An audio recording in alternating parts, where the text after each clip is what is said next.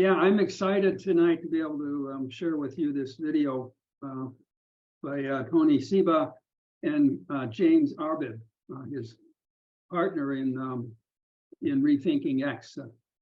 Both he and James, Tony and James, have really been prolific in their research and documentation of what they're calling disruptive technologies.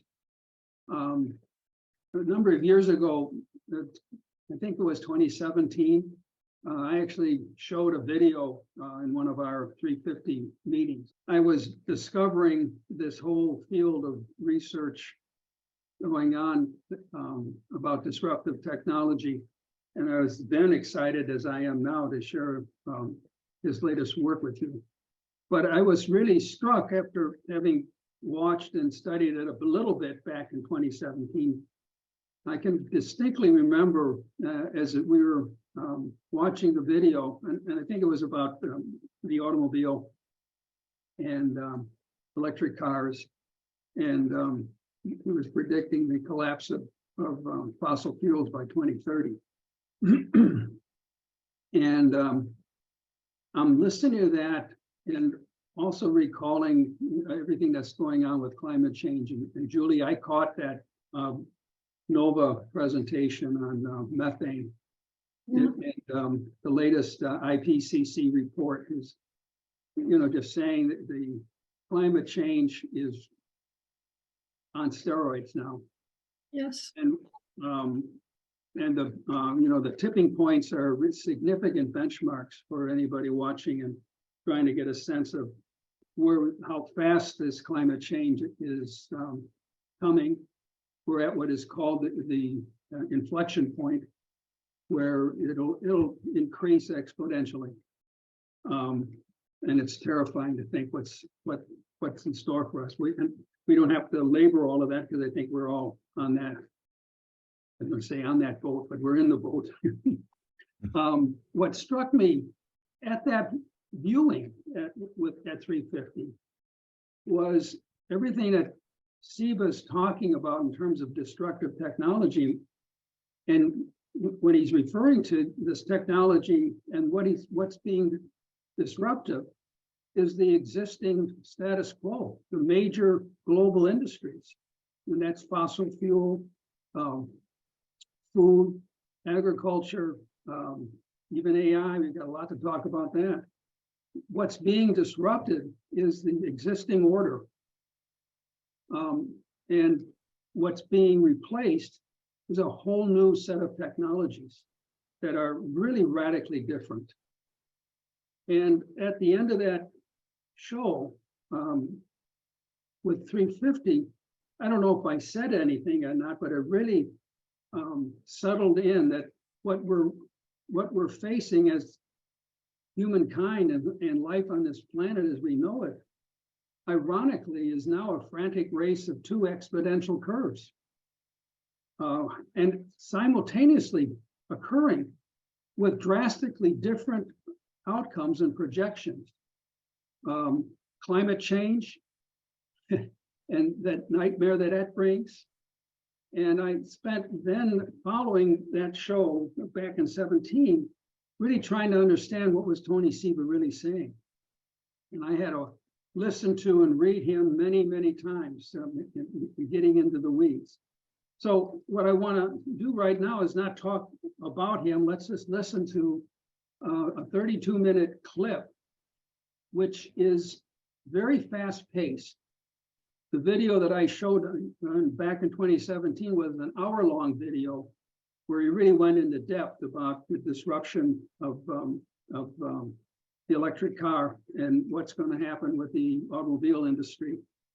He spent an hour or so talking about that, and he has comparable videos on his other disruptions that he's talking about.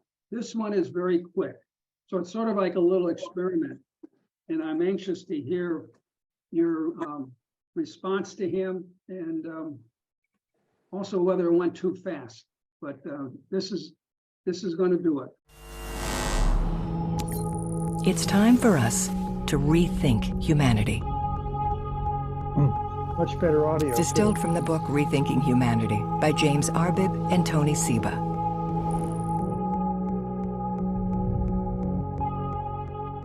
These are profoundly disorienting times for humanity. As political earthquakes rumble, inequalities deepen and our environment crumbles, it feels like we're being pulled apart from all directions. We all feel the tremors, but our vision is blurred. As the cracks deepen, we fumble desperately for band-aid solutions. Our deeper failure is that we don't understand what is really happening, what is really driving change today. The bitter truth is that our industrial civilization has reached its endgame.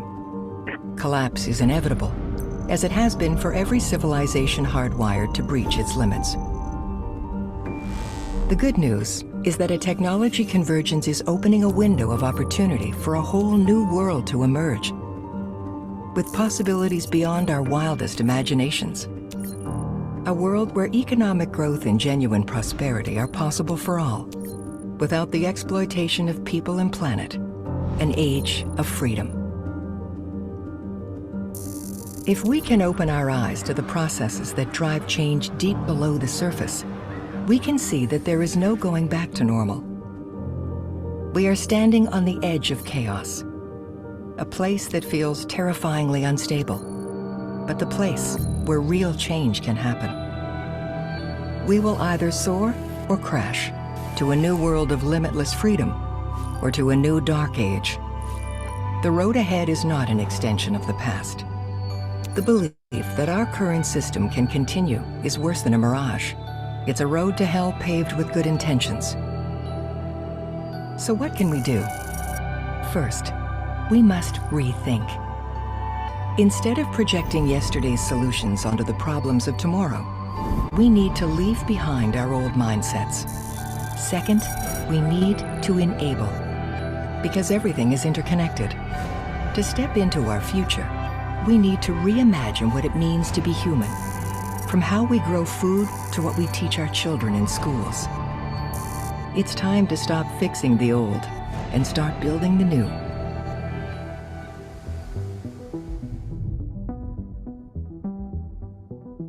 Meet Tony Seba and James Arbib, two technology entrepreneurs and investors who have discovered a formula to understand and anticipate dramatic economic and societal change. My name is Tony Seba. I'm a technology entrepreneur, author, educator, and angel investor. For 15 years, I've been working on developing a framework to understand and anticipate technology disruptions.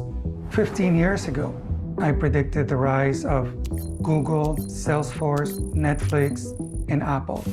10 years ago, I predicted the rise of electric vehicles, batteries, and solar energy. So Tony and I met in 2016 in Washington at a US military think tank. And along with us, a number of institutions were invited to give their forecasts for the adoption of solar PV and electric vehicles. And almost all the forecasts from these experts were these straight line forecasts, incremental growth out to 2040 or even 2050. Now, of course, that's not how change happens. It's not this slow incremental progression. It's non-linear and it's rapid. It's the S-curve of technology disruption. There is usually a long period of equilibrium where nothing seems to happen. And suddenly, everything changes.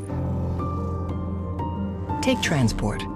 Horses were the main way of getting around for thousands of years. Carriages got better, and their use spread, but the transport system remained the same. At the dawn of the 20th century, a convergence occurred that opened a window of extraordinary new possibilities. Innovations in steel and rubber production, the pneumatic tire, the combustion engine, made possible an affordable and functioning car. But there were huge barriers. Early cars were expensive and unreliable. There were no paved roads, no supply chains or mechanics, no manufacturing capacity, and few oil wells or refineries. Few people knew how to drive.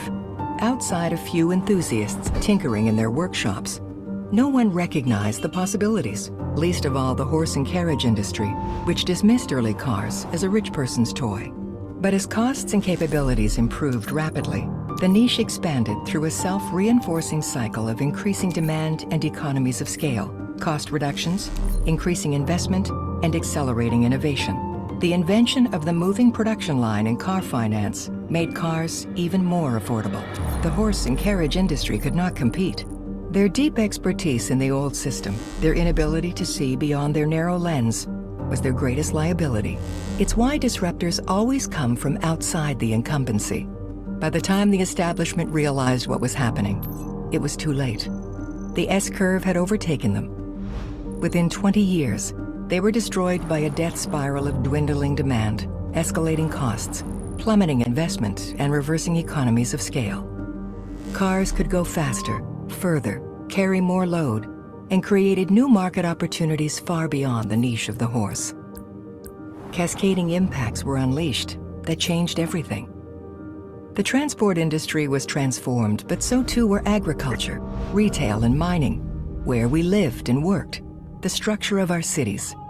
Cars transformed war, health, geopolitics, and the environment. They created previously unthinkable possibilities, both good and bad. This is our secret, a lens that reveals what goes on beneath the surface, where the complex forces that drive the patterns of change play out. Predicting the future based on past trends can help in times of stability. But in periods of rapid change, it can lead to big mistakes. That's because disruption isn't a straight line. It comes with rapid change and sweeping, far-reaching consequences that can transform entire industries in a handful of years. Who would have thought the smartphone could disrupt the oil industry? But that's what's so fascinating about disruption. It's not limited to technology, but has the power to change society at large, even civilization itself. We have found that the same complex processes that drive the patterns of technological change at product or sector levels can be found at the level of civilizations driving the pattern of human history. This pattern explains why and how leading civilizations grow and collapse. For 300,000 years, human beings eked out a precarious existence in small hunter-gatherer tribes in an age of survival.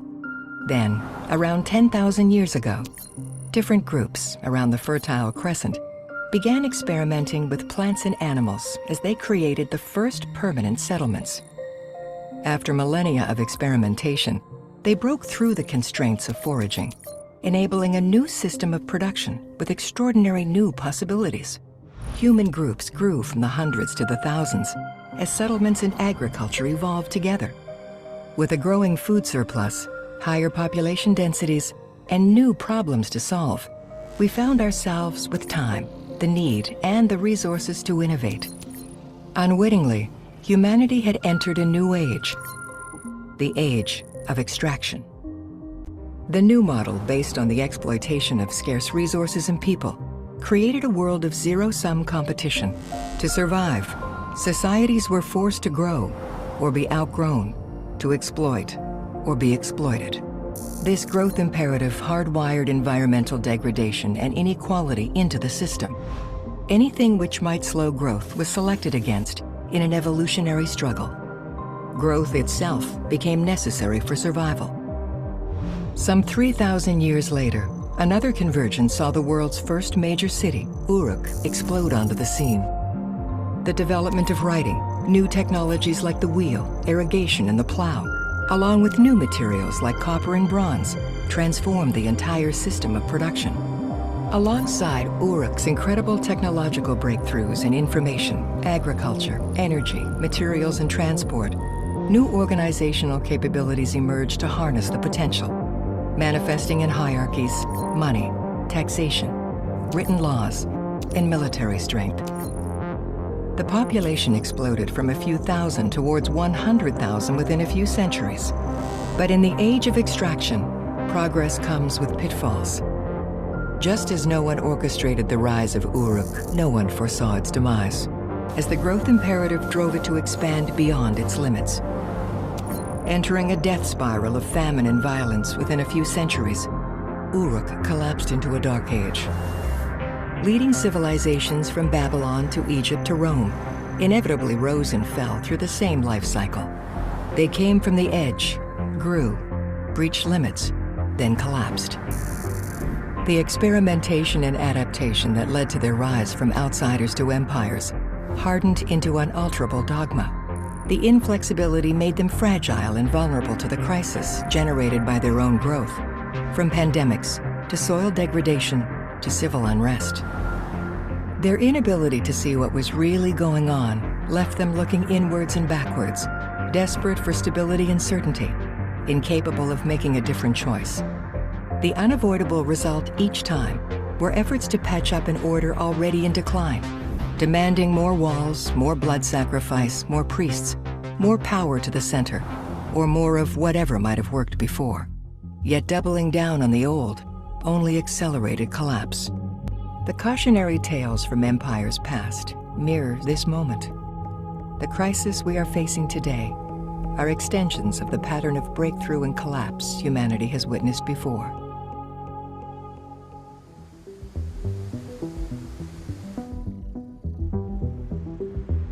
The pattern we found in human history has continued until the present day. Every civilization is built from a production system made up of 5 foundational sectors. Information, food, transport, energy, materials. The production system supplies a society's material needs, but its organizing system defines how it understands the world and governs behavior. When a civilization finds ways of thinking, seeing, and making decisions that best catalyze the potential of breakthroughs in its emerging production system, it can drive a process of transformation that gives birth to a whole new civilization. Our modern world emerged in just such a process from the Dark Age that followed the collapse of Rome. After centuries of constraining dogma that stifled progress, the first shoots of new growth sprouted in Southern Europe. Reopened trade routes exposed the region to new ideas and people, fueling a need for knowledge that led to the founding of universities and a rapid increase in demand for cheap manuscripts. Feudal lords were weakened after the Black Death led to a scarcity of labor, causing wages to rise. As merchants and bankers prospered, increasing capital was available to innovators working on labor-saving devices. The need and demand set the scene for Gutenberg's invention of the printed book, itself the result of convergence of technologies: metal, movable type, paper, new inks, and an adaptable wine press. The cost of book production plummeted by more than 10 times. Within decades, manuscripts were obsolete. What began as a convergence in the information sector rippled out across society and enabled huge changes in how we see the world. Opening a window for vast new possibilities, church and state lost control over information flows, paving way for the Reformation, the separation of church and state, and culminating in a scientific revolution and enlightenment. A new understanding of reality dovetailed with a belief in individual rights, underpinning the emergence of democracy. A new social contract where individuals controlled their own labor and free market capitalism. These new ideas for a new organizing system were a perfect fit to harness the new technologies. Their application accelerated convergence across the production system, catalyzing the Industrial Revolution, which saw all 5 foundational sectors transformed. This new industrial package, developed in the UK, Northern Europe, and then the US, outcompeted all others, rapidly expanding across the world through conquest and imitation. Despite all its stupendous achievements, our global industrial order, representing the pinnacle of the age of extraction, is on the edge of chaos, reaching its own limits, like every leading civilization that passed before it. Civilization now stands at the precipice. The signs of fragility and collapse are everywhere. In our environmental crisis, increasing inequality, currency debasement, escalating debt, social upheaval, and ideological polarization, all constricting our ability to adapt. So over the last 200 years, we've seen extraordinary technological improvements, but the way we organize our society, the mindsets that we use, have barely changed. The political systems, economic systems, social structures, and so on are almost identical. They co-evolved with industrial age technologies, and they're no longer appropriate to the system emerging. We're between 2 ages. In the 2020s, we're witnessing the dawn of the age of creation. It's a dramatically different production system. Instead of it being centralized, hierarchical, extraction and exploitation based, It's actually based on the network and the node, on collaboration, on information technologies, on global design and development, but local production and participation of human beings.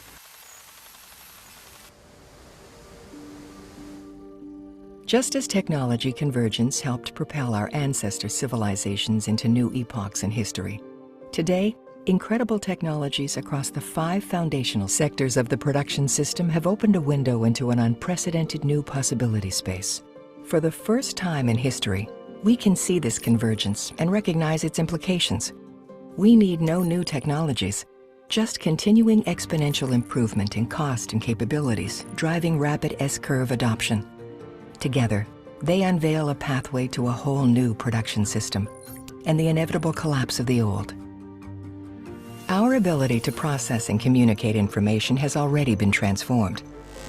The smartphone, combined with the cloud, AI, and the internet, has reshaped our lives from a world of centralized broadcasting, book publishing, newspapers, radio, and TV, to one where billions of producers and consumers can connect directly. Just as the printed book saw church and state lose control over information, today's information revolution proves how outmodeled are the centralized ways of managing society. The information revolution has rippled out and begun disrupting everything else: retail, dating, entertainment, banking, transport, materials, and food.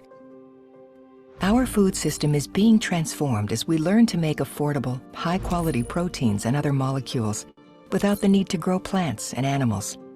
The DNA of a single soy plant or chicken will be enough to create an unlimited quantity of soy or chicken proteins. Our newfound ability to design and produce infinite organic compounds, like we design apps or videos, will likely distribute the power to engineer our own food cheaply, sweeping away the industrial dairy and meat industries. Information breakthroughs and a convergence of AI, robotics, nanotechnology, and precision biology mean we can now 3D print furniture, entire homes, and even human organs. Solar, wind, and battery power have converged to become cheaper than oil, gas, and coal. The cost of solar is becoming so low, declining costs will make fossil fuels obsolete within a decade, enabling us to affordably build a massive oversupply of energy. Zero-cost superpower, getting us through the darkest days of winter, electrifying everything and allowing everyone to generate, store, and sell electricity in the same way we exchange information. Transport as a service, where electric vehicles, ride-sharing, and AI are converging to make on-demand, electric, and then autonomous electric vehicles the norm, will permanently end the reign of individually owned polluting combustion engines. The costs will drop so far as to make transport effectively free. Just as cars not only replaced horses, but created whole new industries, today's technology changes are already happening faster with greater second and third order effects than incumbents anticipated. These sectors don't exist in isolation, they interact. That's why improvements to communications are transforming transport, changing how we work, shop, educate, and entertain ourselves. And yet, trapped by their tunnel vision, our leaders are blind to the possibilities. They see small-scale, incremental change. We see epic cascading disruptions that can trigger a tsunami of change that will transform civilization. Where do we want this transformation to lead?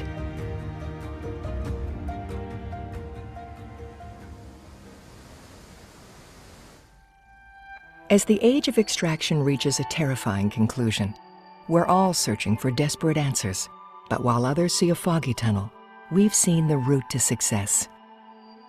The technologies converging across our 5 foundational sectors of production offer an unparalleled possibility space to completely reimagine how we feed and power our global population. A breakthrough into a new paradigm of creation based on global design and development, alongside local ownership and production. For the first time in human history, we could avert imminent collapse and attain new heights of prosperity, safety, and freedom. This emerging system is unconstrained by industrial age limitations. Instead of relying on breakdown and extraction of scarce natural resources like coal, oil, steel, and livestock, the DNA of this new system is built up and created from the limitless building blocks of photons, electrons, molecules, genes, and bits at 10 times lower costs than prevailing industries today. This will empower us to eliminate poverty, inequality, war, hunger, and climate change. As the cost of things we need plummets, societies will find new ways to meet people's needs. Most of what we currently buy, we might make locally. Everything we need could become available in near limitless supplies everywhere, making communities almost entirely self-sufficient. Ubiquitous solar and wind energy could create new energy superpowers, harnessing superabundant, cheap, clean energy to create unheard-of prosperity without exploiting people or competing for scarce resources. This could reshape global politics, extinguishing material drivers of violent conflict. Superabundant clean energy will transform industry after industry, granting us victory in the fight against climate change, restoring land freed up by the disappearance of livestock agriculture. We could cease pillaging soils and oceans. Vast globalized flows of physical goods, oil, coal, grain, materials, will be unnecessary in a world of localized, digitalized, and vastly more efficient production. With environmental destruction no longer the price of progress, we might finally rediscover our place in nature. We could choose where and how to live our lives. We could produce and share knowledge, food, energy, and materials wherever we are, at a fraction of the cost. We could replace scarcity with superabundance. Most importantly, we could discover the real meaning of freedom, the opportunity to spend our time creatively, spiritually, purposefully, free from the burden of exchanging our labor just to survive. In the industrial order, we have narrow freedoms: freedom of speech, freedom to vote, freedom to assemble. These are very narrow freedoms, but we still need to exchange our labor just to survive. Most of us are just surviving. So this is not a third or fourth industrial revolution, meaning more of the same, just at greater scale, with greater capabilities. This is a shift so profound that our mindsets, our perception, will be unable to understand the speed or scale of change. We see ourselves as today'ists, not so much as futurists. To create the future that we want, you need to understand both where we are today and what the possibility space is going forward. Today, our civilization stands on the precipice. At this unique juncture in history, we can recognize not just the staggering dangers of collapse, but also the incredible possibilities for breakthrough. Here on the edge of chaos, it feels terrifying. But it's precisely here, with our world pushed out of equilibrium, where change happens. Every foundational sector of the economy is going through a phase change. Information technology, energy, transportation, materials. Unlike our ancestors, we can see the paths diverging up ahead. For the first time in history, we have a choice. If we choose wisely, we can chart a new course to a new age. Yet to do that, we must know where we are standing. Our straight-line tunnel vision of incremental change blinds us to the danger that the very assets behind the modern world's ascent are now its greatest liabilities. The industrial models of thought that propelled us to the pinnacle of the age of extraction cannot understand the emerging world and its possibilities. Our social, cultural, political, and economic institutions are unable to manage it. The hubristic belief that things will continue indefinitely, with just a few nudges and tweaks, condemns us to repeat the mistakes of our ancestors. They had no choice. Collapse was inevitable, as vested interest and dogma led them to stubbornly cling to their prevailing systems. As death spirals kicked off, elite insiders clung to power, while scapegoating outsiders. Their short-sightedness led them to collapse into horrifying dark ages of poverty and violence. This pattern is eerily familiar to the one we are repeating today. The growth imperative that pushed our ancestor civilizations to the precipice is driving the global industrial order to the limits of its expansion. The predictable symptoms of this moment include instability, fragility, polarization, decreasing adaptability, increasing inequality, racism, the erection of walls, and the election of authoritarian leaders. Our political leaders are like doctors, treating only the most obvious symptoms of an insidious disease. They fail to see that the very technologies that can help us break through to the age of freedom are simultaneously accelerating the inevitable collapse of the old order. If we cling to the comfort of the old ways, papering over deepening cracks with Band-Aids, the old industrial system could disintegrate before the new production system emerges. Millions employed in industrial agriculture, fossil fuels, and petrocar manufacturing would lose their jobs with no employment, the instability fueling fear-driven politics. We would collapse before we break through, sending civilizations crashing down. But if we fail to rethink our organizing system, we could crash up, entering a dystopia owned and controlled by a tiny number of tech conglomerates, nation-states, and elites. Fed and sheltered like caged lions, astronomical inequality, and authoritarian overreach, we could become trapped in the new creation-based system. For the first time in 10,000 years, we have the ability to create a prosperous, equitable, and resilient society at global scale. To enter the age of freedom, we need to adopt a human-centric, networked, decentralized way of understanding the world, with its new dynamics of distributed power and ownership in societies. The age of freedom is tantalizingly close, but powerful forces stand in the way.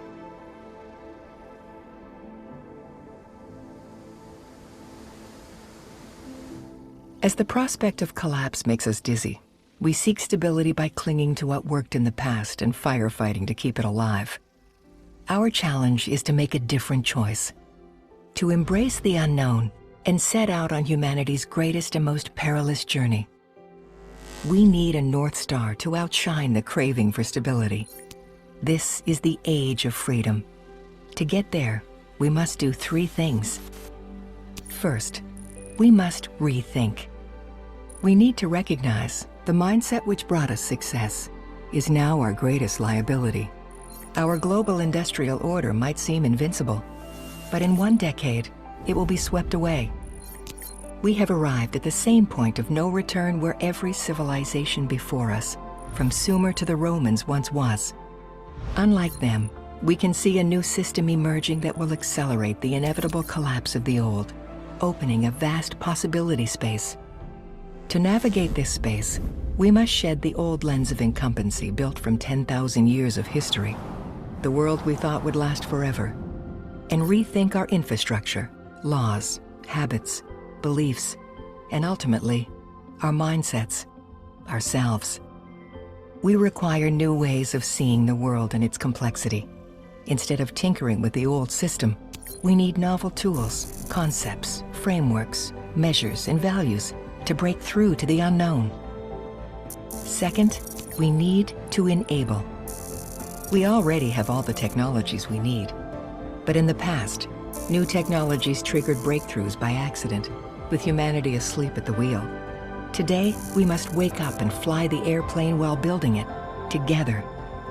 Accelerating the rollout of the new food, materials, energy, information, and transport systems is the easy part. Much harder is to discover how to understand and manage this new world, to enable a new organizing system to emerge. It will be built on principles of creation, complexity, decentralization, distributed power and ownership, and networks. Its winning mindsets, rules, institutions, and governance structure emerging through collaboration, curiosity, trial, and painful error, not central planning. The pioneers will not come from the centers of incumbent power. History tells us that outsiders, cities and regions on the edges of powerful empires, hungry and free from the baggage of the old ways, act as pathfinders. Today, it will be easier for Singapore, Mumbai, or Lagos to leap ahead than China or the US. So we must do what our ancestors failed to do. Decentralize power to the edges. Let go of old, familiar constructs that no longer serve us. Brace for the uncertainty, excitement, daring, and experimentation of a new age. Third, we must bridge. To avoid collapsing before we break through, we must build a bridge from the old system, even as it breaks down, to the emerging system. That means strategically and temporarily patching up the old to keep it alive, even as we accelerate the pathway to break through. Yet we must remember, patching up is a band-aid to stave off a vicious cycle of social, political, financial, and military crisis that could spiral out of control. Saving dying incumbent industries is no solution. We must protect people and communities from the fallout of their inevitable collapse. If we're to succeed, we need a map, the mindset that can highlight the possible future pathways. We need a North Star to outshine the craving for stability. And we need the fellow travelers, the rethinkers and redoers who have the courage and vision to lead us to a better future. We need to embrace change to create the age of freedom.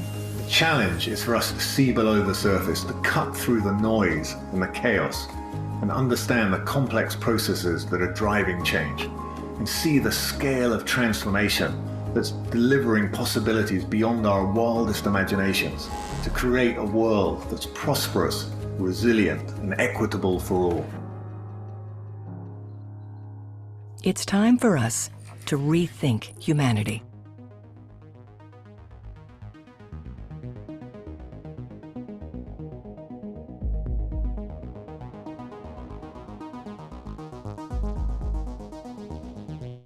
I'm really excited to hear the first reactions from people. I've got a few things I want to talk about a little later, but I'm just wanting to hear what people are thinking and feeling. It took me a long time to really, what I think, understand the nuances of what he's talking about. So I'll shut up. I want to hear you. Linda. Yeah, I'm willing to go. Okay, well, that was really fascinating. What struck me most was about what they said about agriculture and food more broadly. Basically, they are projecting that agriculture will become obsolete, and that all of our food will come from,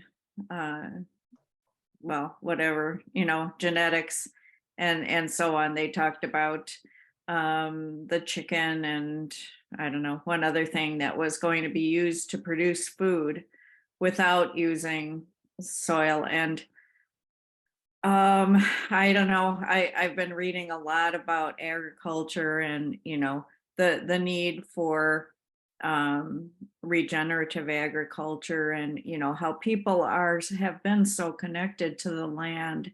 And so that is really a serious disruption to the soul.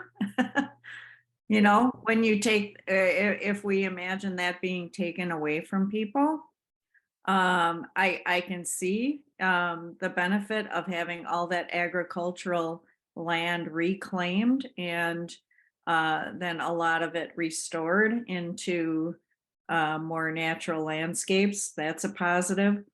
But the second thing that strikes me about this is that they are suggesting that we can continue to sustain this huge human population that is exploding, and so our needs for space, for living space is going to expand. So I worry about that as well. Mm-hmm. Great. Dan, I found this presentation to be profound, really. I think what he has done is, in a very professional way, put together what amounts to a doctoral program in study of the present and the possible future. And he has reshaped what Alvin Toffler described as the third wave, hunter-gatherer to agriculture and cities, and then to industry, and then to information, the fourth wave, information. And at the same time, he has included what another favorite author of mine has described as the fate of empires, and that is how empires or world powers do reach a certain point of power and then they collapse. And that's John Glubb, G-L-U-B-B, The Fate of Empires, and he talks about 6 phases or stages of an empire, a world power, developing and then collapsing.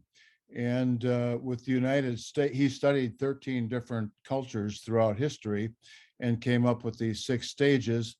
The 6th one being decadence, and that's the one that the United States is currently in.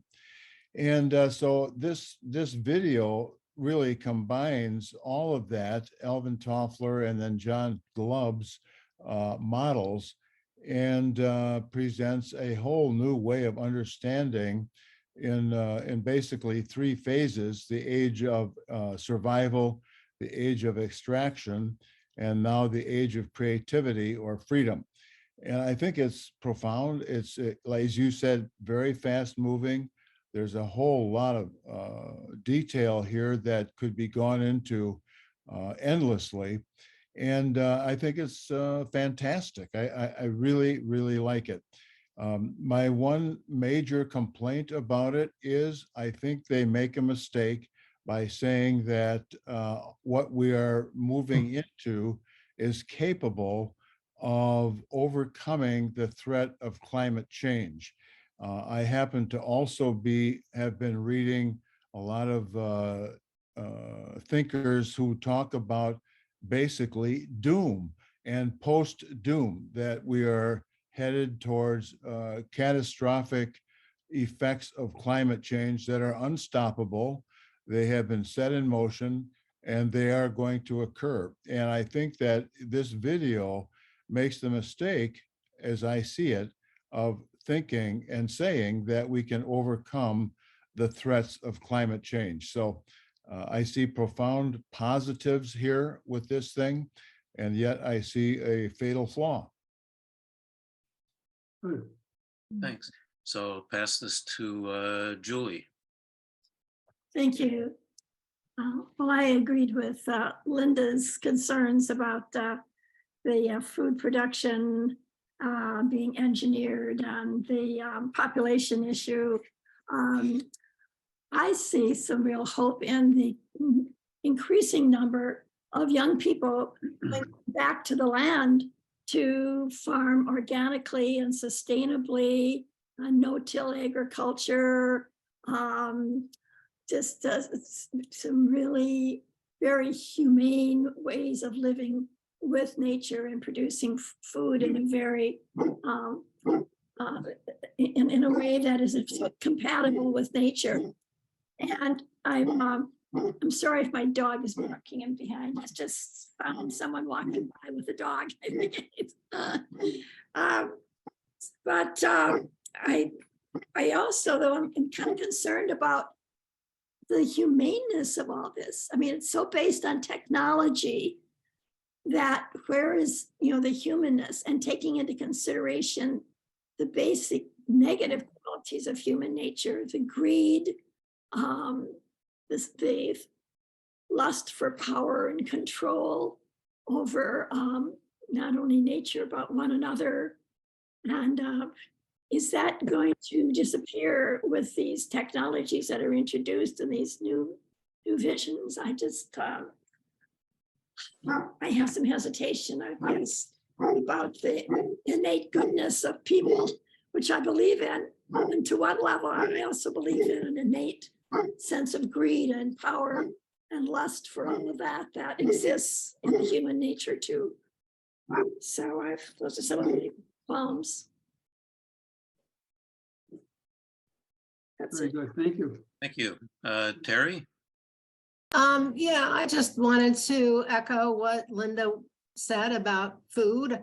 I think they totally missed the mark on that one. And it sounded like better living through chemistry. Yeah. And we know that there are great problems with that idea. So that's it. Thank you. Thanks, Terry. Dennis, you're up next. Yeah, well, thank you, Dan, for showing this to us. This the first sense of some hope that I've had for a long time. I think this is probably about as positive as one could make it. I felt like one of those geese that they produce pate foie gras out of. Stuff was forced down my throat so fast I couldn't begin to digest it. So whoever suggests we need like an entire PhD program or something to study this, all the particulars really would have to be farmed out. It sounds Pollyannish, but some of the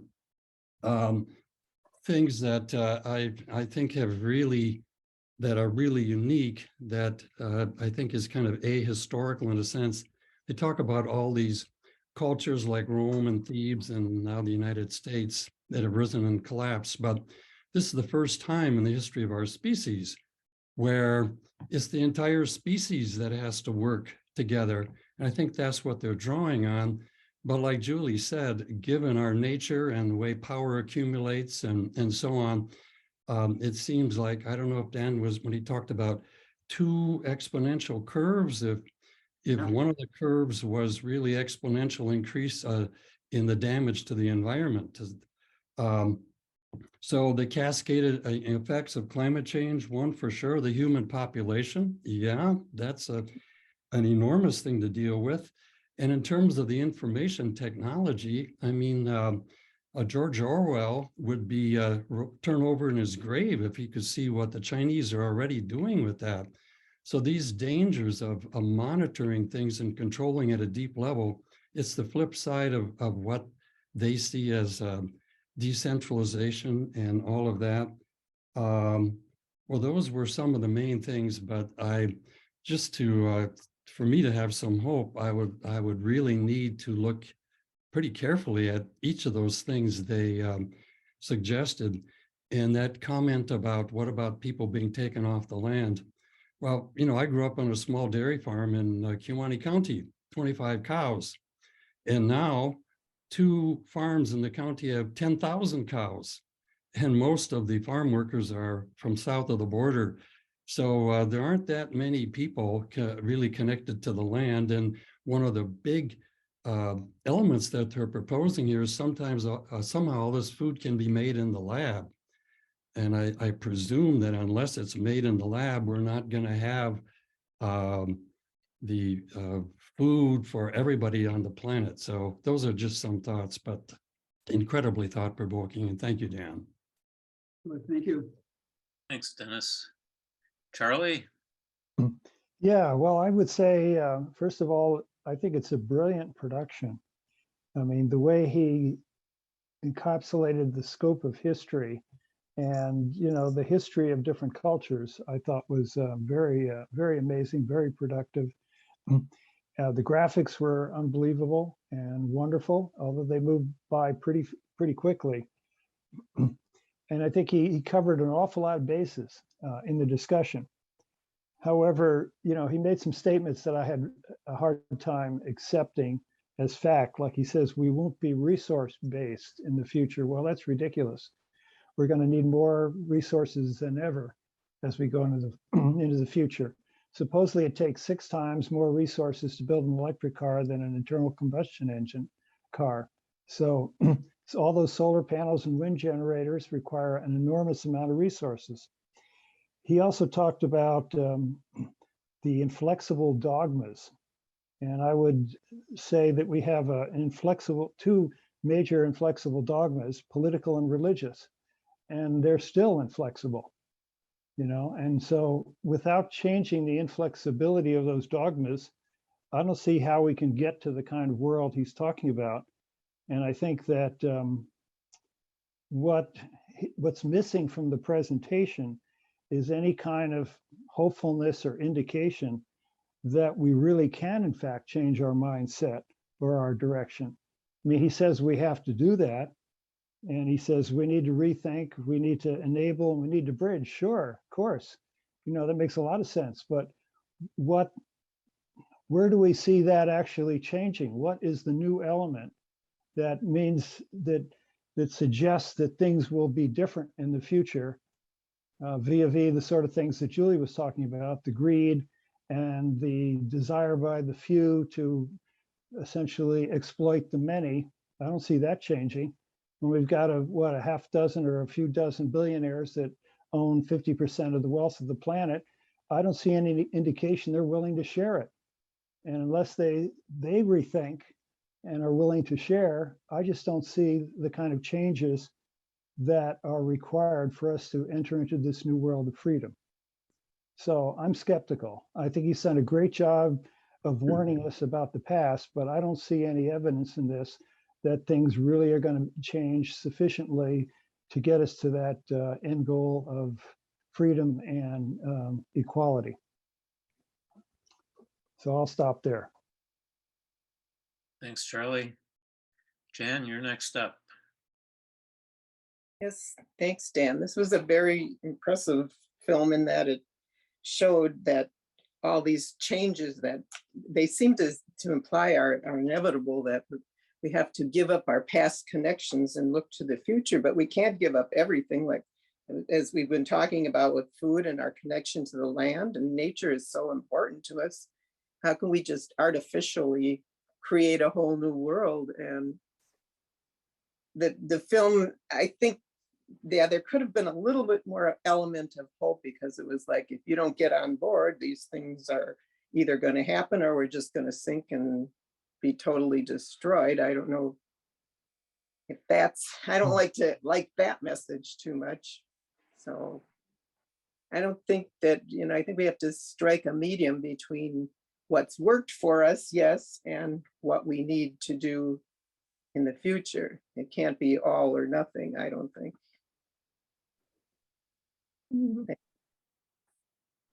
Thanks. Tom?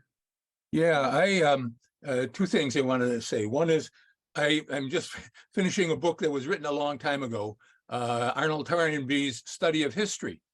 And he said in the 1950s what these guys are saying today. The innovators are going to make the changes. And they're going to come about just like all the innovations we've seen in the last 20 years. All of a sudden, it becomes obvious to do it. And let me end, Ron. I am an infernal optimist. I believe that they're going to work our way through this stuff, and not in my lifetime, but they're going to start developing new techniques. I don't know how many of you, I read Scientific America, always new innovations that science is coming up with. The incredible stuff. There was an I don't want to get into the details of an article about how women's health can be better by what some of the new science they're looking at right now, and how they can move forward on how women, it's like, who would have thought of this anytime when we were younger? And so it's going to be the young people who have to kind of figure this all out. I'm still working on making the change, protecting the planet and all that kind of stuff. That I recognize the danger, but I feel like that's what I can do. I can't change the world. I can only move it one person at a time. I love going out on the corner and asking people to say honk for the environment, because that's everybody gets feeling better. So like I said, I'm an optimist. I don't think I'm gonna see all the changes that are necessary, but they're gonna come, and they're gonna come and bend around some of these other people, and all of a sudden, the billionaires are going to be, their business is going to be closed up because it's not the new stuff that's coming on. My speech. Okay. Thanks, Tom. Dennis has got his hand up again. Go ahead, Dennis. Yeah, well, being a Jungian analyst, I'd like to throw a little bit of a psychological dimension in here, in terms of kind of dissemination of information on a mass scale and cheaply. I think there are two really important concepts that Jung had that address a couple of things that were mentioned. One is, I think every kid has to be taught, and all of the rest of us have to learn that there's something called the shadow, and that we all have the same psychic makeup that we start off with, that a Putin or a Kim Jong-un and a Donald Trump. And until we realize that we can all be that murderous and greedy and so on, we're always going to think it's somebody else. So it's that recognition and the humility that comes with it. And the second thing that I've always liked about Jung is the idea that there is obviously a potential in all of us for something of the spiritual dimension. But Jung said that what happens is you get these individuals like the Jesus and the Muhammads and so on, and they really grasp it in the feeling of the time, and a religion builds a religion's age, and they become dogmatic as well. I think if you look at the Southern Baptist Church dealing with sexual improprieties, and the Catholic Church as well, and the connection of the right wing with the fundamentalists here in America, you can see the consequences of that. But if you don't realize that there's a potential for that spiritual in all of us, and that the systems that have delivered it, namely the religions, aren't doing it anymore, then I think you're always going to have a problem with religion. You can't just ignore them. But like Jung said about AA and his inspiration of founding it, you have to have something better to replace it. And I think there's some hope in the various integrative spiritual forms that have emerged. But I think that spiritual dimension, including, of course, the connection to the land in a spiritual way, is going to be very important. So that's my 2 cents on that.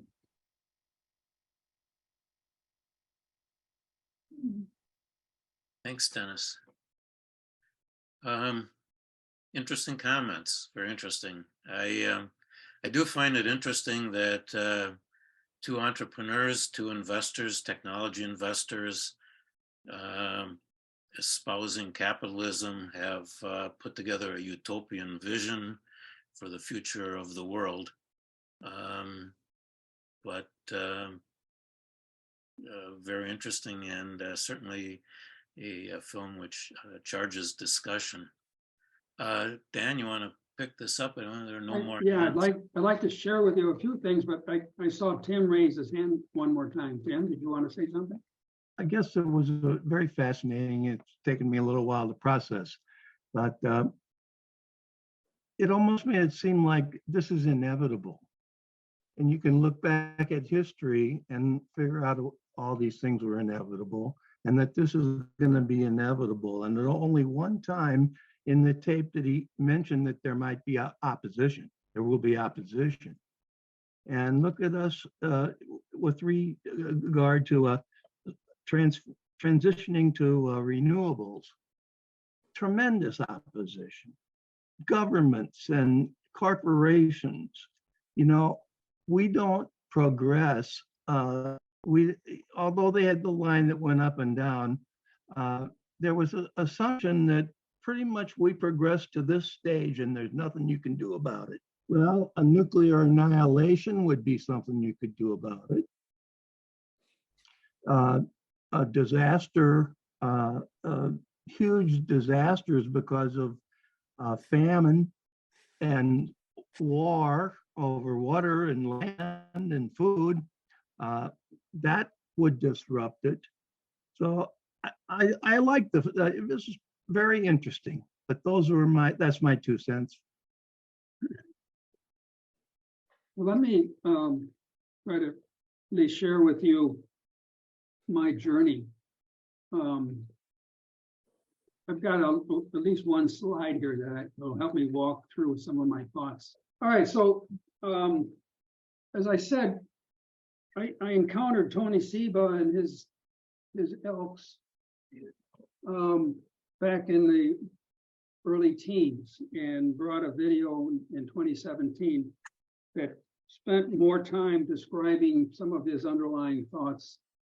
But from that time forward, I can summarize my thinking, and I'd say fundamentally, I had the same reaction that I was hearing from here, that I really needed to try to more fully understand what he's talking about.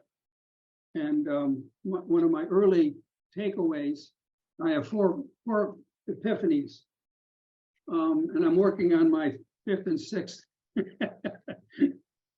But my first epiphany, I said earlier on, is when I began to understand, oh my God, this is almost miraculous.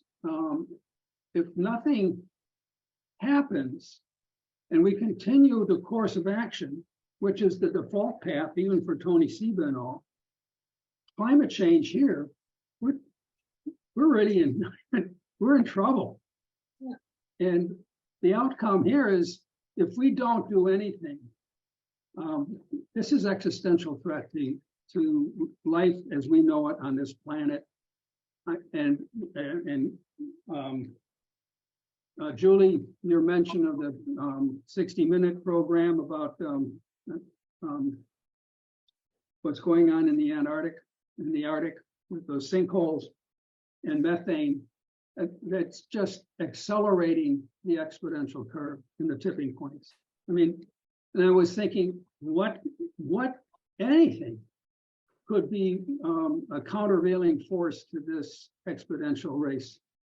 And I was just really struck. I said, what is he saying about, and I found it really fascinating, the basic core, the economics that drive the nightmare that we've created for ourselves with our economy may actually have the seed in this disruptive technology, and it's happening. And I've been watching it now for close to 10 years, and his benchmarks are being hit verbatim. It's amazing. This is exponential, and it's not fossil fuel based. One of the experiments that we just finished running was unbelievable. We shut down the global economy for 2 years. We shut it down. We closed down work. We did the most radical, unbelievable experiment. What if we just friggin' stopped? And what did we see? Within weeks, the air was cleaning up.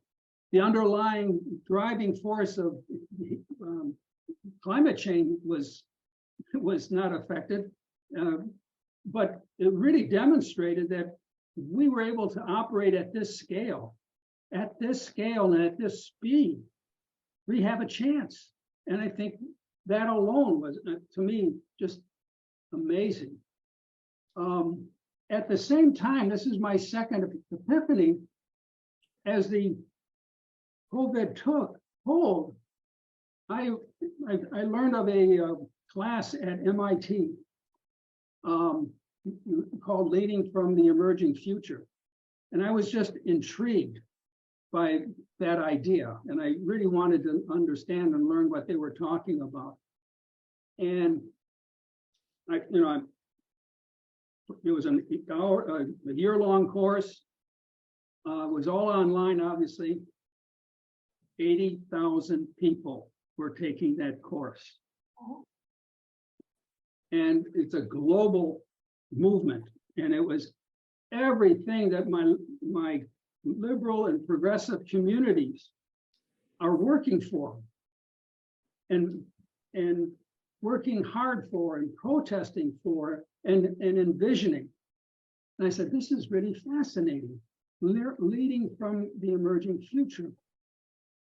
And just the thought of a leadership, rather than coming at it from the past, project ahead. And we're capable of projecting in our minds and in our thinking, and in our wishing and hoping of the alternative future. And to me, that was a beckoning to say, turn around. And listening to what Tony Seba and all are saying is, turn around and look into what's emerging. And how does that stack up against the nightmare that's rolling faster and faster behind us? So the epiphany was just the sheer idea of leading from the emerging future. His later work, Tony's later work really began talking about rethinking humanity. And his predictions that he focuses on is an economy that is based on the new technologies that seem to be emerging. So it's not an extractive fossil fuel, but it's science, it's atoms, electrons, proteins. He said, this is what's coming, and his cost curves analysis and the like is projecting that this stuff is going to take over very quickly. But I really like the notion of his wheel here, really setting the stage. This is tough stuff to talk about. We've got to really rethink the way we've been thinking about our current dilemma, and how are we going to move forward to something other than, remember, he's predicting a dystopia with the new technologies.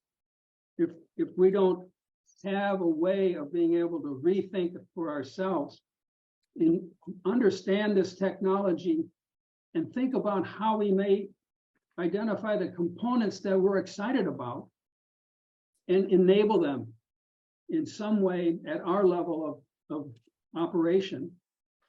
Bridging, I thought, was very interesting. If nothing else, we're seeing a massive bridging occurring now with Russia in the Ukraine, and we're needing to sort of reinvest in fossil fuels for a very short period of time, because literally the oil and gas is being shut off on a continental level. I say, wow, this is again another opportunity for us to really think about what's going on. And this word here, deploy, he didn't say deploy, but you know who did? Bill McKibben. This is one of my insights in right after Russia invaded Ukraine. Bill McKibben wrote an essay and started promoting the idea of what can we do for Ukraine and for Europe with all its oil and gas being shut off. What was his recommendation? He said, send them heat pumps. And I said, wow, yeah, send them heat pumps. This heat pumps is a form of this kind of disruptive technology. They've been around for a long time, but man, the technology that's being put into the heat pumps. I said, well, that's a real interesting twist here. And we need a new social activism. I thought long and hard about what I've done all my life as at the university, talking and working with community education and community organizations and job training. What we need is to be able to go to those deep roots that I know are rich in our social movements on the left and in the progressive side, and try to wrap our heads around maybe this technology or some of that technology. A lot of it is horrifying. The AI stuff is just unbelievable. But my latest epiphany here is, how do we take this home? How do we relate that back to our local communities and ourselves? And with Charles, who's on the line here, Charles, he and I started a thought experiment. Some of you know about it. I've talked with many of you, or some of you. I thought of an experiment about how do we get to net zero in Milwaukee. We have the city-county task force that our activist community created. They created to not only confront climate, but to do it in a way that brings about justice and equity, and making sure that our low and moderate income communities and communities of color are not just railroaded and further into the ground.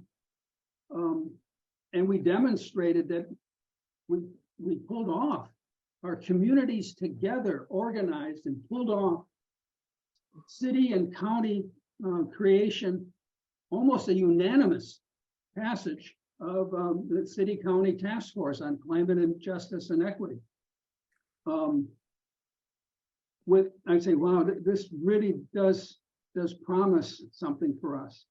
So what can we do as community activists who say we can't allow this to happen, and this technology, scary as it is, may have something to offer for us. So let me see.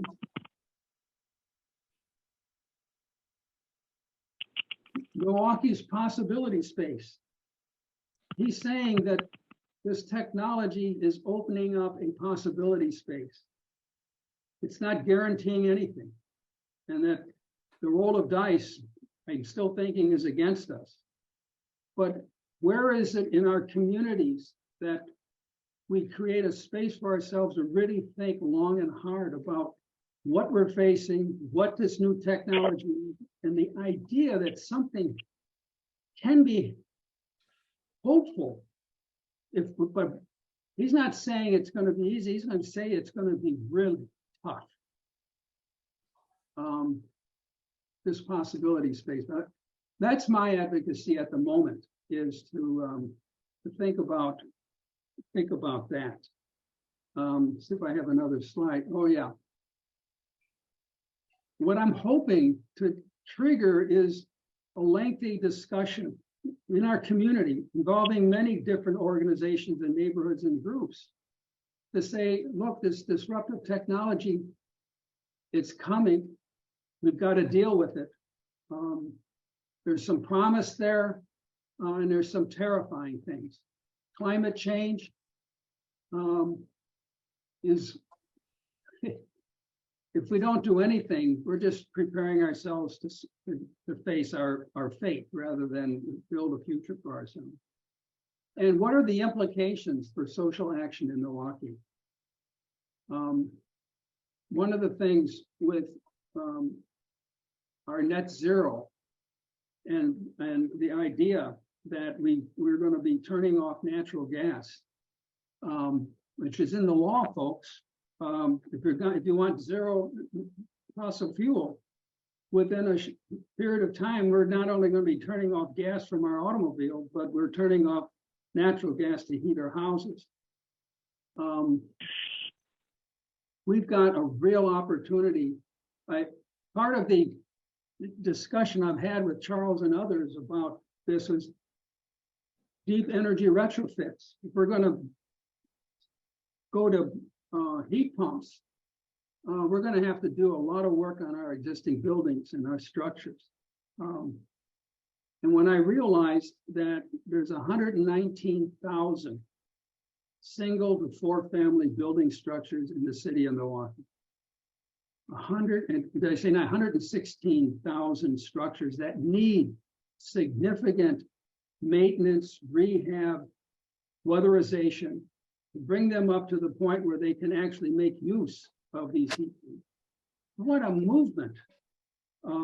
I talked to the people who are, builders and contractors who are advocating this whole new notion of building science and passive house technology, which we could be talking about. But most of them say none of this is going to reach down into the low and moderate income communities. It costs too much. That's going to have to be in the domain of government. They're just going to have to pay for it. And I'm thinking, no, this is the possibility space to create our new economy for ourselves at the local community level, at scale, not one or two people or a few getting together, but no, a citywide movement, 116,000 building structures. That's going to take a community enterprise.